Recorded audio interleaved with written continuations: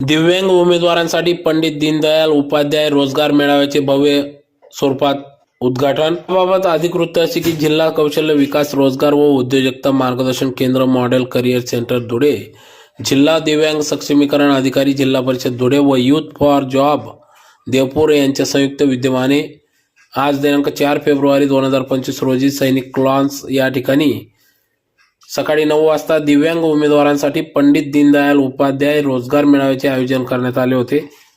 या उद्घाटन प्रसंगी या ठिकाणी धुळे जिल्हाधिकारी भाग्यश्री विस्पुते यांच्या उपस्थितीत या ठिकाणी सदर उद्घाटन करण्यात आले। तर प्रसंगी या ठिकाणी जिल्हा परिषदेच्या सन 2025-26 या आर्थिक वर्षाच्या 5% सेस फंडातून दिव्यांग कल्याण योजनेतून दिव्यांग सुशिक्षित महिला पुरुष बेरोजगार दिव्यांगांना रोजगार उपलब्ध होण्यासाठी सुशिक्षित बेरोजगार दिव्यांगांसाठी महारोजगार मेळाव्याचे आयोजन या ठिकाणी करण्यात आले होते। तर या मेळाव्यात मोठ्या संख्येने या ठिकाणी लोकप्रतिनिधी, धुळे जिल्हा व जिल्ह्याबाहेरील नामांकित कंपनीचे प्रतिनिधी उपस्थित होते। तर 18 ते 35 वयोगटातील सुशिक्षित बेरोजगार या रोजगार मेळाव्यात उपस्थित होते। तर या रोजगार मेळाव्याच्या माध्यमातून या ठिकाणी रोजगार उपलब्ध होणार आहे। जिल्हा परिषदेचे जिल्हा दिव्यांग सक्षमीकरण अधिकारी मनीष पवार यांच्यासह सर्व जिल्हा परिषद अधिकारी कर्मचारी यांनी या कार्यक्रमासाठी अथक परिश्रम घेतला। तर मोठ्या संख्येने दिव्यांग बांधव या ठिकाणी उपस्थित होते। मंचावर उपस्थित आमच्या लाडक्या आमदार मंजुळाताई गावे कंपनीज इथे पार्टिसिपेट झाल्या, त्या सर्वांना सुद्धा माझा नमस्कार।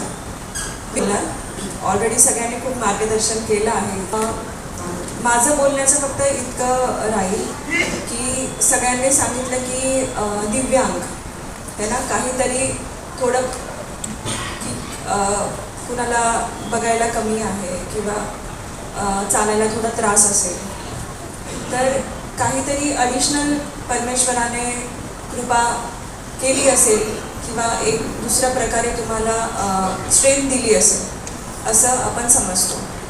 तर ज्यावेळेस आपण दिव्यांग म्हणतो तर दिव्य या शब्दावर तुम्ही सर्वांनी आज इथे असं मला वाटतं सगळे सुशिक्षित एज्युकेटेड क्लास इथे, तर शरीराची कमी जी आहे ना ती प्लस मायनस आपण पूर्ण करू शकतो, पण जो मनाचा मोठेपणा आहे ना तो तुमच्यापेक्षा मोठा कोणाचकडे नसेल असं मला वाटतं।